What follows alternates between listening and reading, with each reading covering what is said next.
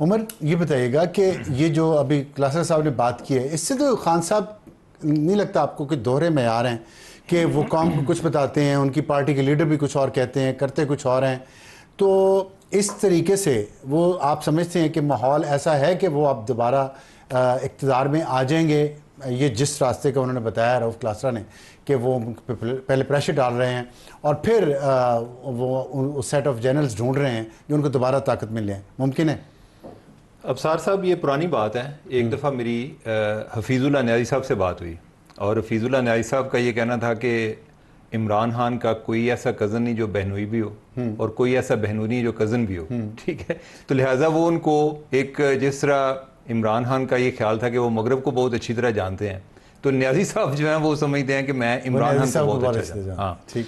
तो मैंने न्याज़ी साहब से पूछा, मैंने कहा कि सर इमरान खान का स्ट्रांग पॉइंट क्या है और वीक पॉइंट क्या है? उन्होंने कहा जो इसका स्ट्रांग पॉइंट है ना, वही वीक पॉइंट है। स्ट्रांग पॉइंट ये है कि ये अपने दुश्मन की या अपने मुखालिफ की कमज़ोरी भांप जाते हैं कि कौन सी कमज़ोरी और मैंने उधर हिट करना है। उनका जो वीक पॉइंट है वो ये है कि उन्हें ये नहीं आइडिया होता कि किस टाइम पर हिट करना है। ठीक। अच्छा, उसमें मैं ये ऐड करता हूँ कि उनको ये नहीं आइडिया होता कि कितना हिट करना है। ठीक है।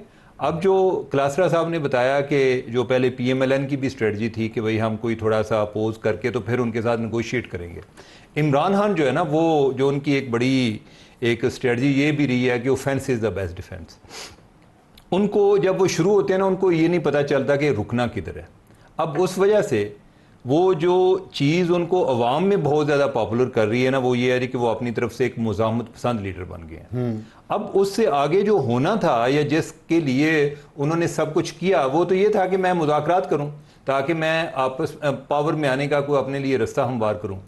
वो मुज़ाहमत में इस हद तक चले गए कि उनका जो एक एतमाद का हसार है ना, वो बहुत बढ़ता गया कि ऐसा बंदा कि जिसके लिए कोई बंदा गारंटी देने को तैयार नहीं है। कि अब ये है कि कोई बंदा बिजनेस भी कर रहा हो ना एक मार्केट में, तो वो ये चाहता है कि जो लोग इधर रह रहे हैं उनको इतमाद हासिल हो, या इनके कोई दो पार्टनर हो तो वो एक दूसरे पे अगर इतमाद नहीं करेंगे तो बिजनेस भी नहीं कर सकते। इमरान खान जो है, उन पर कोई बंदा इतमाद करने को तैयार नहीं है। तो ये सबसे बड़ी उनकी एक इस टाइम डिस्क्वालिफिकेशन बन गई है। लेकिन मेरा सवाल ये था कि ये तो तजाद जो है ये तो हर एक को नज़र आ रहा है ना।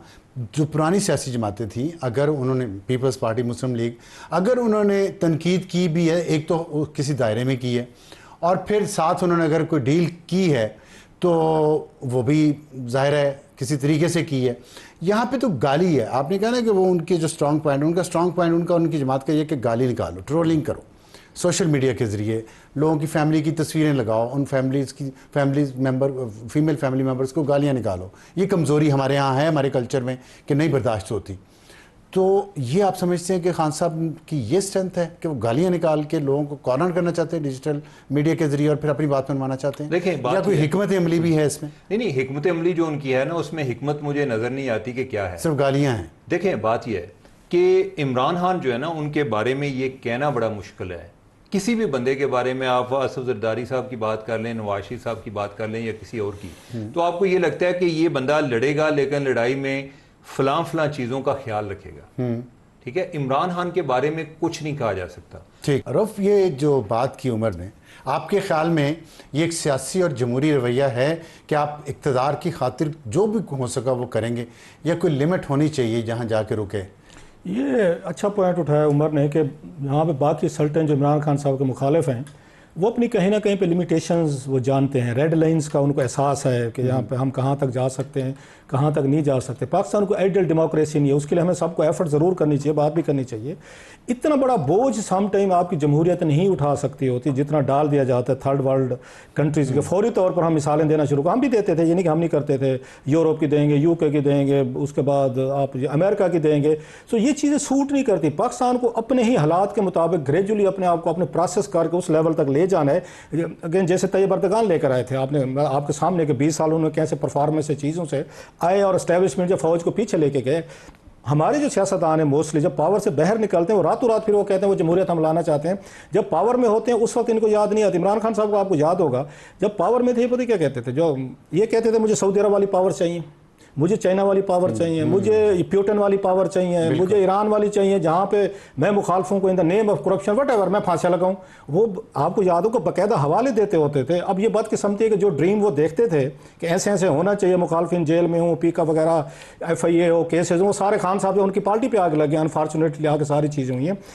सो खान साहब जो है, जो उनका एक स्टाइल रहा है मैवरिक वाला, उससे उनको फ़ायदे भी हुए हैं, ये नहीं कि नहीं हुए। One man army, lone warrior, lone wolf type के, एक ही बंदा लड़ गया यार, सबसे लड़ गया, दुनिया से भी लड़ गया, सऊदीज, अमेरिकन, चाइनीज, को तो कोई फायदा ना हुआ, ना पार्टी को हुआ, ये चीज़ें उन्होंने नहीं हुआ। देखी। ये वही एग्जैक्टली जो उमर बात कह रहे थे, ये चीज़ें बाकी लीडरशिप ने नहीं की। अच्छा, इंडिविजुअली वो लोग आके लड़ते रहे हैं, फेयर अनफ, लेकिन खान साहब ने इस मामले में उनका ख्याल था कि एज ए ब्रेव हार्ट के तौर पर लोग पसंद करते हैं कि वन मैन आर्मी, एक बंदा है, सबसे लड़ गया, जरदारी साहब से, नवाज शरीफ साहब से, फौज से, जनरल बाजवा से, नेम एनीवन के वो लड़ गए। आपको पता है, हम खुद देहाती लोग हैं, मतलब रूरल एरिया से, वहाँ पे इस तरह के माचोइज्म को बड़ा पसंद किया जाता है। सो वो जो माचोइज्म उनके काम है कि हर बंदे को रगड़ के रख दो, उसका नुकसान क्या हुए हैं? वो पावरफुल मतलब लोग जो इदारे थे, मतलब हर एक के साथ उनकी लड़ाई थी, काजी फैजी साहब के साथ लड़ाई होगी, चीफ इलेक्शन कमिश्नर के साथ होगी, आर्मी चीफ के साथ होगी, DGISI के साथ होगी। अच्छा या बुरे अल्टीमेटली इन्हीं लोगों के जरिए पावर में आए थे। आपने इन्हीं लोगों के जरिए पावर में आना है, आपको यूरोप अमेरिका वाला सिस्टम नहीं ला सकेगा यहाँ पे। सो खान साहब ने वहाँ पे जो अपनी एक अपनी लाइन रखी है कि मैंने इस तरह हिट करते रहना है, मुसलसल करते रहना है।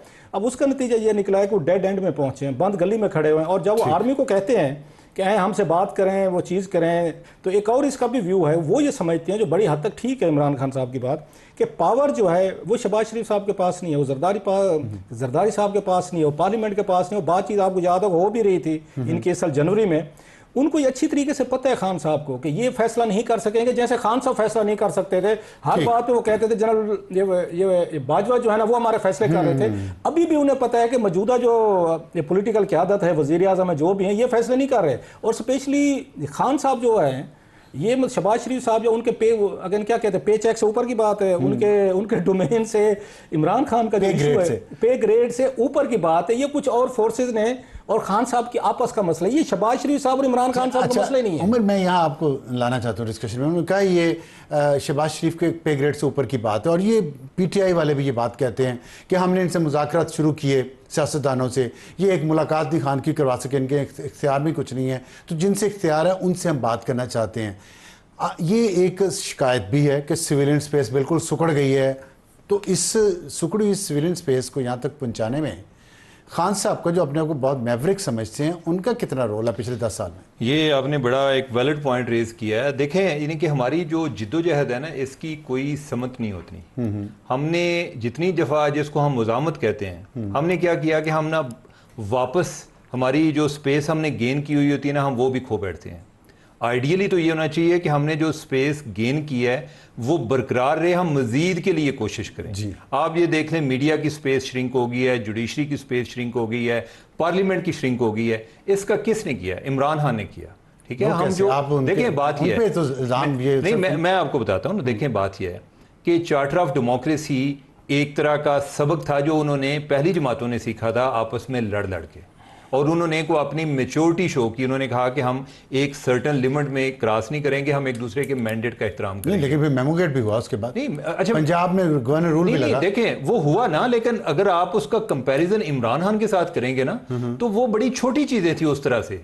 यानी कि वो इतनी बड़ी नहीं थी जिस तरह इमरान खान थे जी, कि वो आके जी मैं लॉक कर रहा हूँ, फलां चीज ये हो जाएगी, फलां के साथ लड़ाई चल रही है, एक पूरी क्योस क्रिएट हुई है इस स्टेज पर। तो वो आई डोंट नो कि उनकी कैपेसिटी नहीं थी, लेकिन यह है कि वो गए भी नहीं है। ठीक है, तो ऐसा नहीं है कि मैं समझता हूँ कि इमरान खान ने एक लाइन उन्होंने नहीं क्रॉस की, सर्टेन लाइन नहीं क्रॉस। और इमरान खान की जहां तक बात है ना, अगर वो वाकई जमहूरी लीडर है, या जो बंदा कहता है जी कि वो जमहूरियत के लिए लड़ रहा है, ये सबसे बड़ा झूठ है। वो अपनी ज़ात के लिए लड़ रहे हैं। अगर उनको कोई जमहूरियत का कोई थोड़ा बहुत ख्याल होता तो वो बाकी जमातों के साथ मिलकर बात करते।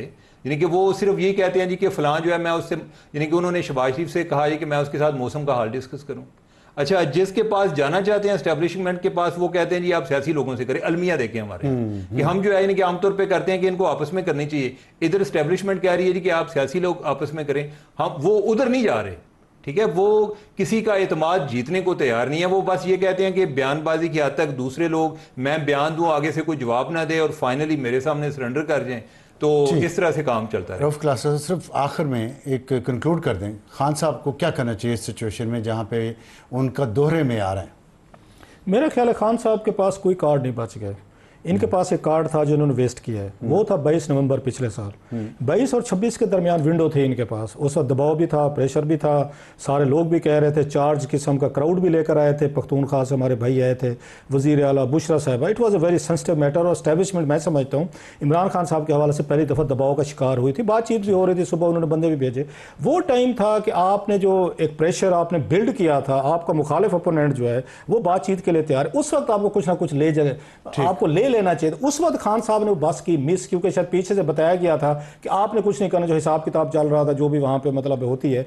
तो उसके बाद आप नोट करें कि इसके 26 के बाद खान साहब मुसलसल वीक होते गए हैं पॉलिटिकली। तो आप समझते हैं कि वो बंद गली में पहुंच गए। वो कहते हैं ना इंग्लिश का एक है ना मुहावरा है मेरा ख्याल, हब्सन चॉइस, एब्सोल्युटली नो चॉइस। ठीक। तो खान साहब के पास मुझे नहीं लगता कि इस वक्त कोई वेट के अलावा कोई चांस नहीं। अगर कुछ अर्सा चुप रहे हैं, वेट करें, वो कहते हैं ना good things happen to those who wait. Khan Sahab में वेट करने वाले बस मिस कर गए, वेट करना चाहिए खान साहब को। मेरा ख्याल है कि उनके पास वेट के अलावा ऑप्शन ही कोई नहीं है। ठीक। इवन दोनों साइड के लिए कि कोई दूसरी साइड भी बजाय इसके कि कोई इंतहाई स्टेप ले, इनको ज्यादा पीनलाइज करे, उनको भी वेट करना चाहिए और इमरान खान को भी वेट करना चाहिए।